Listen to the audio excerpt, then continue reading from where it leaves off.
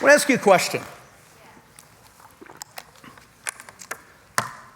What do the messy parts of your life mean to you? What does the messiness going on in your life right now say to you? What's it say to you? Because, our lives are in many ways like our houses are. You notice how in our houses, there's parts of our house, they're pristine. You have guests over, it's like, see this part of the house. But we've got parts of the house we don't want people to see, all right? That part's under construction, or that part's a mess, and so don't go in that room. Don't go in those areas. And you know what? We've all got both of those kinds of things going on in our life. And I want to ask you right now, I'd like you to think about it. The messes in your life, what do they mean? Because there are thoughts that you have about what those mean. And when it comes to God dreams and miracles in your life, for sure, all the things those messes mean are not good relative to what God wants to do. So it might say, well, I need to get everything cleaned up before I can really start to move toward the miracles. Or it may be, God isn't with me and those dreams are off course. Sometimes we feel condemnation. We feel the messes mean God's punishing us. None of those things are true. In fact, I believe today we're going to have a paradigm shift that will not only cause us to stop being distracted or derailed by our messes, but that we'll actually see those are a total integral part of God bringing the miracles about in our lives that He has in store. You see, the title of my talk today is Messy Miracles. Messy miracles. We think of those as two separate things. There's the messes and there's the miracles, but the fact is that God dreams open up in our lives as messy miracles. There's no miracle in the Bible that wasn't preceded by an incredible mess. So you look at the parting of the Red Sea. Oh, how great is that? It was preceded directly by Pharaoh's army chasing the people of Israel down, about to kill them. Okay, that's what precedes the miracle. Okay, God raises Lazarus from the dead. Well, it's preceded by Lazarus dying. Okay, the feeding of the 5,000, it's preceded by 5,000 people having a sugar low and about to beat up people because they're hungry. You see, miracles are preceded by messes, and messes are an integral part about how God miraculously works in our life and brings us into more of what He has. You see, God dreams, and I love the title of this series and how Pastor Doug's leading us into it's time to dream again, and God has more dreams for our life. Can I suggest this? That God always has more for you in the season to come. Always more. God didn't have a dream just for your career or something, and after that, you're kind of just doing your own thing and enjoying life. And I want to suggest this. God has a whole set of dreams, of missions in front of you. It's a bit like Mission Impossible. You get to the end of the movie, or back in the old day of the old show, the episode of the movie ends, and then it comes with, now Ethan, your next mission, if you choose to accept it, is. And that's how God has plans for your life. Whether you're in your 20s or in your 80s, there's always more. And I want to suggest this, that the antidote to boredom in our life is linking up with our God dreams. Yes. But I want to also say more, that, it's also the antidote to the malaise or existential challenge we're having in our culture and in our time, that in many ways, when we come to church, we need God's help. It's like we're in a difficult time. We're feeling a difficult time. Can I suggest this? God doesn't just want to get us through our difficult times. He wants us to see past it and how He's going to use those things to bring us into more of what He has for us.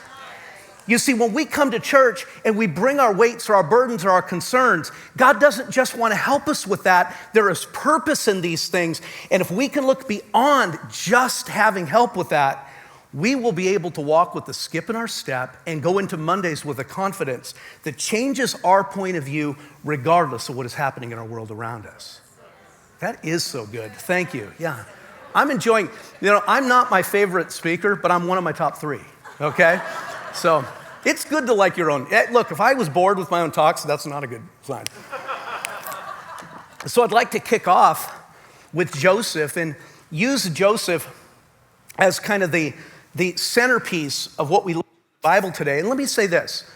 The scale of Joseph's story in God's dream is enormous. But understand, the Bible's full of that. God wrote the Bible a lot like Steven Spielberg movies. You know, they're big and bold so that we see the picture. And then in our space and place and time, we can then learn the principles and distill them into our life. So don't let the scale of Joseph's situation throw you off. Just allow yourself to see yourself in the way that God operates, from dreams, messes, miracles, and how God brings to pass more of what he has for your life. So we're going to go to the part in Genesis where Joseph reveals himself to his brothers. But for those of you that are new to the Bible, new to church, let me kind of just bring a quick refresher of the story of Joseph up to this point. Now, Joseph is the fourth generation of Israeli patriarchs. He's the great-grandson of Abraham, Isaac, Jacob, or Israel is his other's name, and then he has 12 sons. Joseph's one of them. And as a young man, as a teenager, God starts to put God dreams in Joseph's mind and heart. He starts to see on a canvas pictures of prominence and great influence that he would have.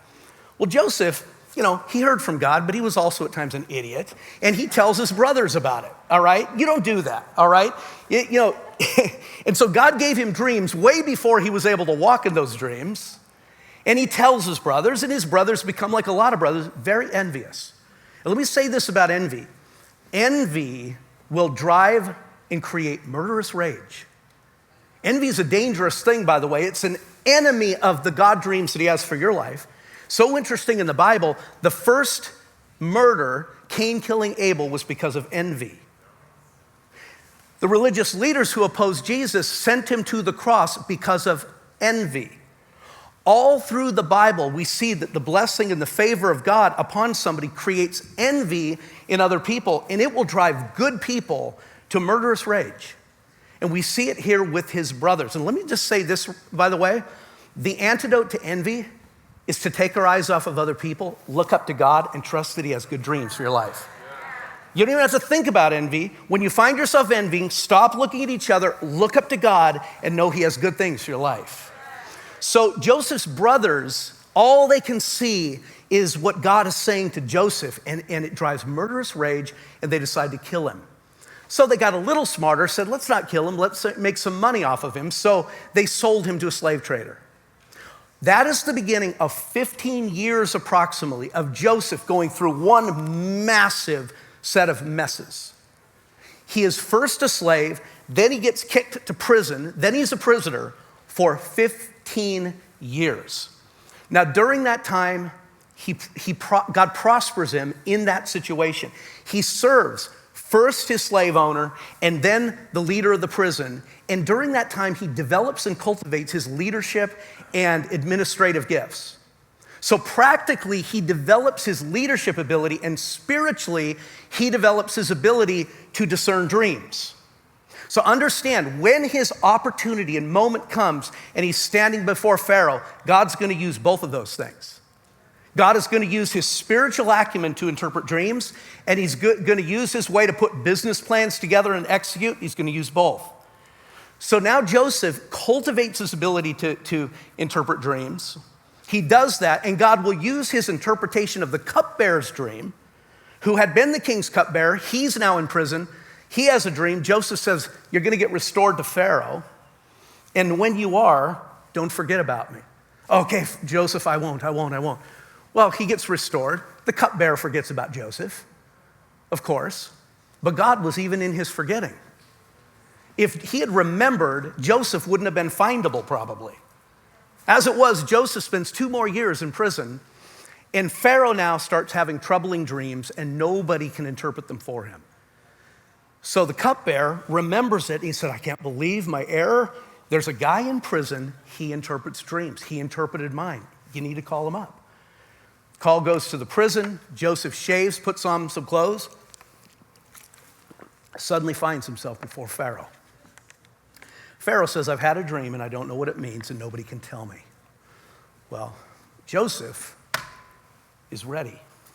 And with calm and collection, he listens to Pharaoh. He tells Pharaoh what the dream means. He said, Pharaoh, the next 7 years, we're going to have great prosperity in Egypt. And he said, it's going to be followed by 7 years of terrible famine the world over.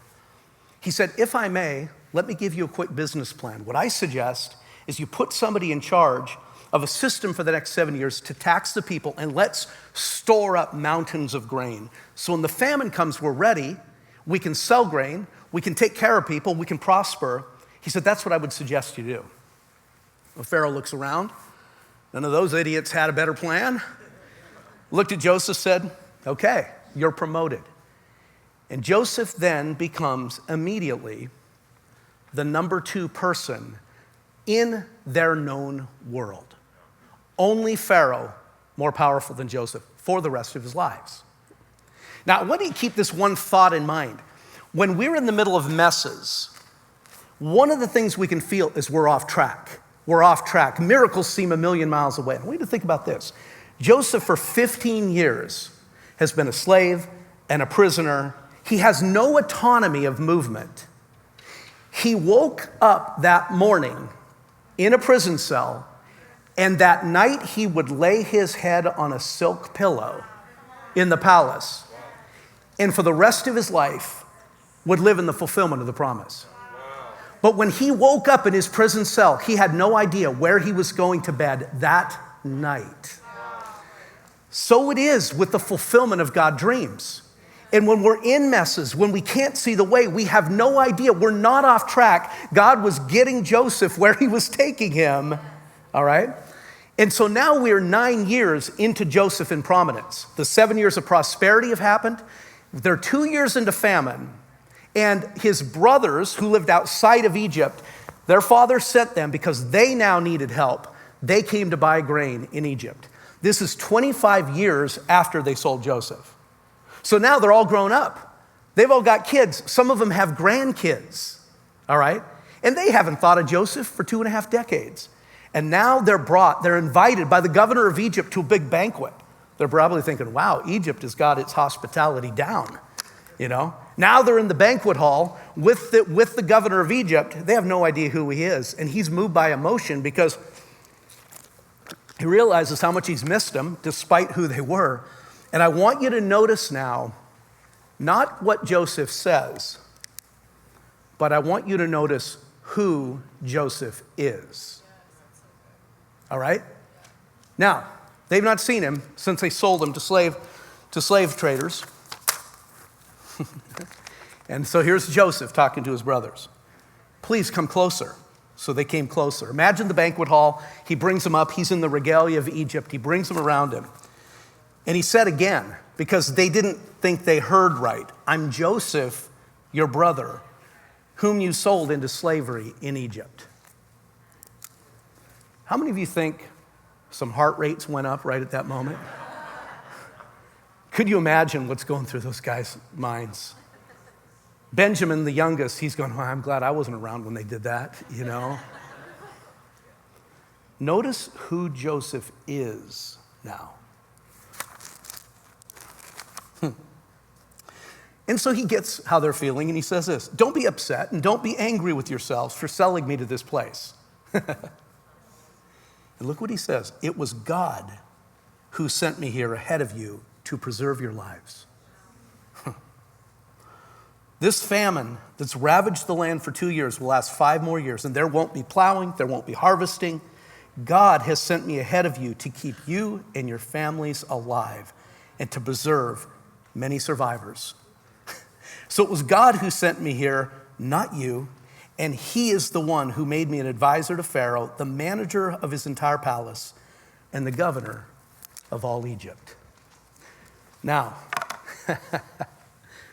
God dream, mess, fulfillment of God dream.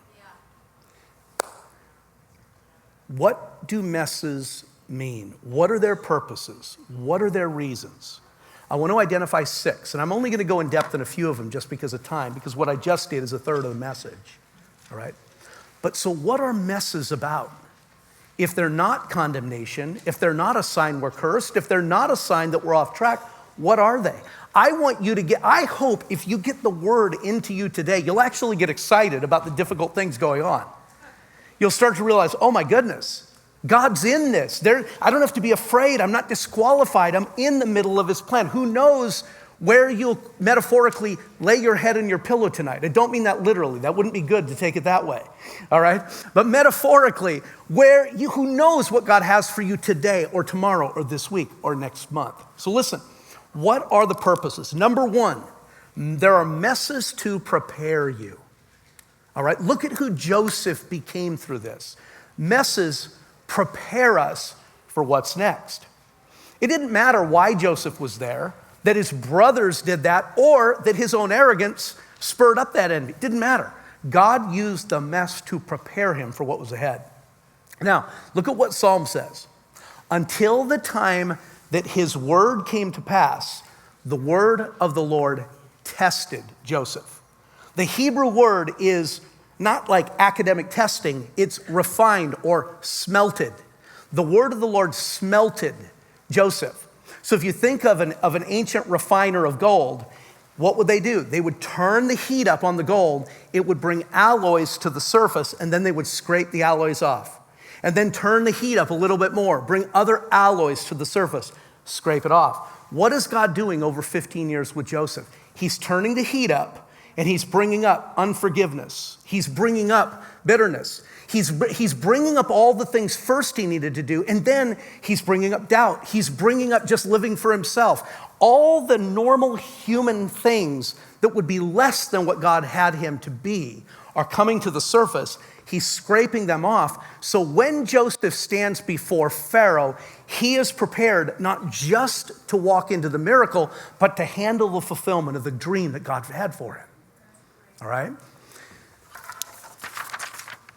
Okay, I'm going to keep moving. This is so good. I'm going to keep going. Number two. One of the reasons for messes are this. They are spiritual opposition stirred up because of the envy of others. All right? So one of the reasons that you will have messes in your life as God blesses you is simply people are envious. And here's what I want to say. Don't worry about it. Don't worry about it. Stay humble, stay gracious, but understand that Joseph could not control the envy of his brothers. But here's the thing you need to see. Their envy couldn't hinder him from walking in all God had for him. And so as a Christian, if you're a believer and you want to honor Jesus, one of the things you want is everybody to like you. Everybody's not always going to like you, okay? Sometimes they're going to envy you, and you can't control that. You need to be gracious. You need to be loving. But there's times where Jesus got attacked by the religious leaders because they were envious of how the crowds followed him.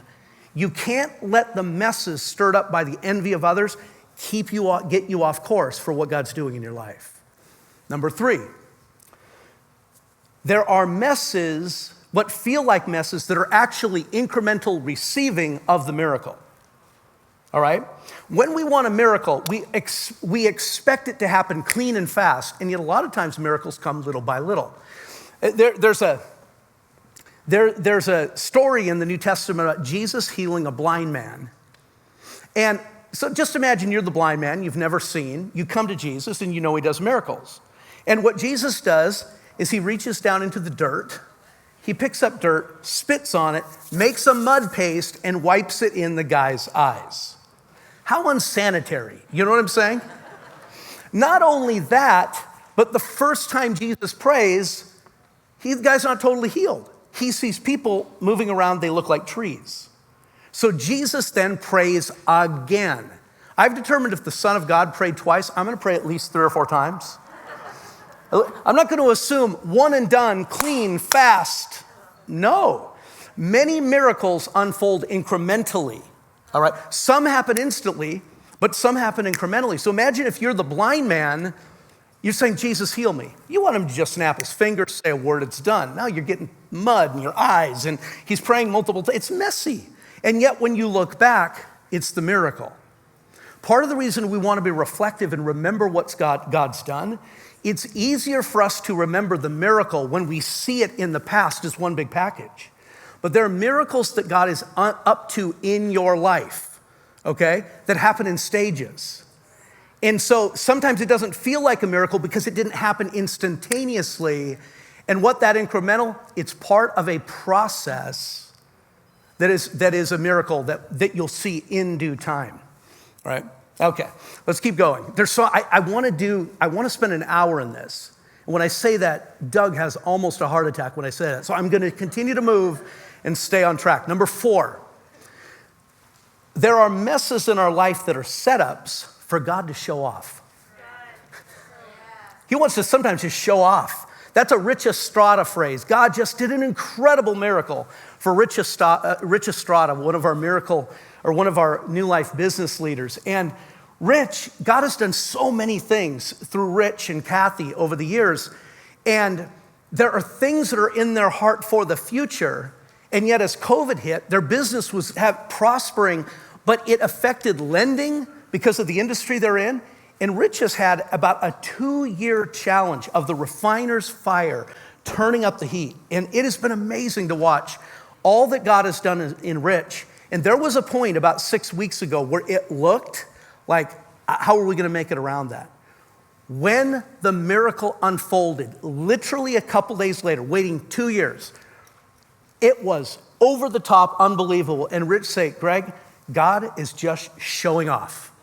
He's just showing off. And the Lord loves to do that. And so at times where it seems like, why is it going so long? I wish it happened sooner. And we come to the point where we're at the breaking point.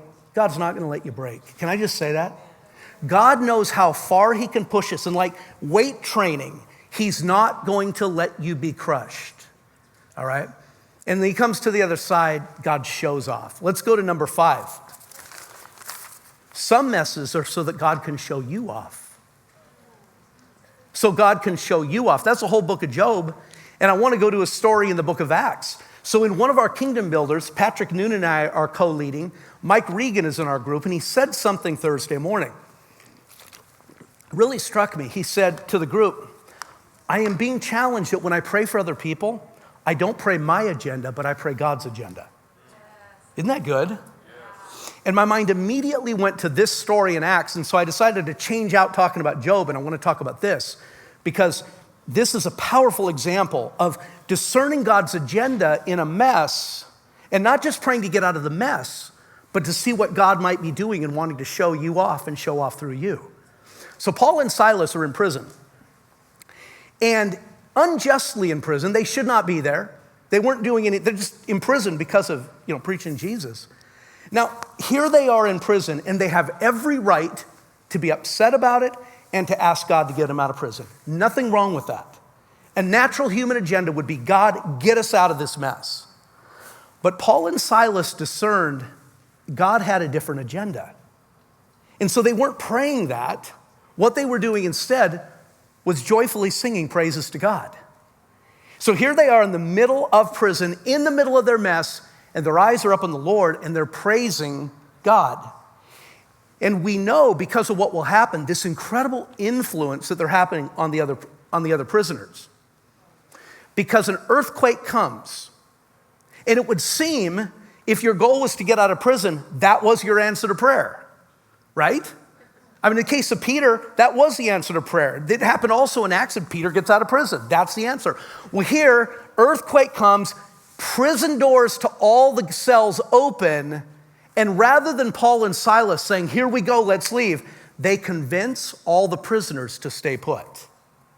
Now, how many of you enjoy shows, streaming shows on Netflix or whatever, about prisons and, I don't know, how many of you enjoy stuff like that? Okay, yeah, some of you saying, no, I hate, some of you won't admit it. Here's the thing I can tell you. Every show where there's a prison, if the door's open, everybody's out of there. There's nobody who can say, everybody stay. It just doesn't happen. And so here we are. Paul and Silas get everybody to stay. The jailer is about to kill himself. He draws his sword. He doesn't want to endure the indignity of losing all his prisoners. He's about to commit suicide. And Paul says, don't kill yourself. Everybody is still here. Everybody's still here. Everybody stays. The jailer immediately says, what do I need to do to be saved? And he becomes a Christian right there. You see, they wanted to get out of the mess. God wanted to use the mess to show off his people. God wanted to bring revival to Philippi. And you see, as we move through our messes, there are messes that our prayer is, yes, get me out of it. Peter did the same thing and got out earlier in Acts. But there are times where the purpose for some of our messes is God wants to show you off. And how during that time, your grace, your love, the way you're acting is supernatural and inexplicable aside from Jesus in your life. And understand that there is sometimes a kingdom purpose that God has, an agenda that he wants us to tap into, and he wants to show you off. Number 6, and there are messes to build our faith. Messes to build our faith. In fact, I think every mess does point number 1, it prepares us, and it does point number 6, it builds our faith. Now, please hear this. I mentioned earlier that as we come with our challenges and we come to the Lord wants to help us with those. It's so key for us to look beyond it to the things God has in store for us so that we don't just get our burden lifted, but that we grow in our faith through the process. Because the challenges we face, the messes we navigate through are meant to build our capacity so that when we go into what God has for us, the fulfillment of things, we can handle what he gives us. If God wanted to entrust more financial resources to you, he's not going to do it through giving you a lotto ticket. Okay? Not going to do that. 70% of lotto winners go broke or bankrupt. So he's not going to do that. He's going to use the challenges. He's going to develop us so whatever it is he has for us, we can now steward and walk in, and we're prepared for it. And you see, I want you to contrast Joseph, who's getting smelted. God's developing him. When he's standing before Pharaoh, he's unintimidated. And he's able to walk through that door and that night be used by God. And for the rest of his life, fulfill the dream. You see, over those 15 years, God built Joseph's faith in him. But please hear this, because this is going to be the last point I'm landing on. God also built Joseph's faith in who he was. Joseph knew who he was. But I want you to notice, everything in God's dream for Joseph was contradicted by the circumstances he had to endure for 15 years. You can lead. Here he was, a prisoner. You can interpret dreams, but his own dreams were not interpreted. The whole time he had to hold to God and believe God and trust God and know who he was before his circumstances said it. Now, why would that be? Because if Joseph didn't know he was that person, when he stood before Pharaoh, he would have crumpled up in a ball. You see, Joseph knew who he was. Hear me. This is what I want you to get today. You are so much more than you think you are. What God says about who you are is so much more. And that condemnation, those definitions that are not, the Lord is not in any of that. And God wants you to know who he says you are. And it's only good. It's only good. You see, now Joseph knew who he was. And you know what? Pharaoh didn't have to promote him for him to know who he was. God had got him to a point that he knew who he was. And the number one reason, if we don't fulfill the fulfillment of the best dreams that God has for our life, is that we will doubt who he says that we are. You see, God wanted to give Israel the promised land, and he sent 12 spies up to the edge of the land. And when they came up, 10 of the spies looked and said, it's a land flowing with milk and honey. I don't know what the deal is about milk and honey back then, but it's like, it's flowing with the best stuff that we can imagine. But there were giants in the land.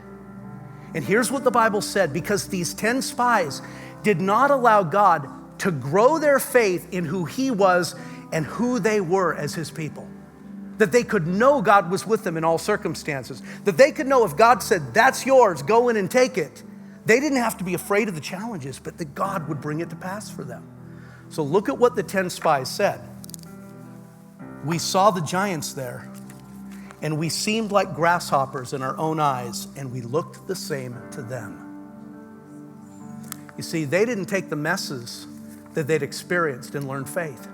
Every time God did a miracle, it was to them, he bailed us out. When the next challenge would come, they would doubt again. They would doubt again. And God would come through, but they never learned. How do we grow? Here's how we grow as Christians. We are put in situations that we have to trust God fully for. And when he comes through, we learn things about him and we learn things about ourselves. But when the next test comes, the next challenge or mess comes, we will find that what we know is not enough. It's not enough. And so one of two things happens. Either we doubt what we know and we go back and we have to relearn the same thing, or we hold on to what we know and realize that, as Paul said, we only know in part. You see, we come into a situation where, God, how can this be? Last time you did this, why are you not doing that now? And it forces us to hold on to him again in faith. And as we do, and as God comes through, then he builds our faith further. Please understand, God does not just want to get you through your messes. He wants to grow you through your messes. He wants to grow your confidence. And the bigger the challenges you feel going on in your life right now, the more exciting the things God has in front of you, if you can look and let him get you where he wants to take you.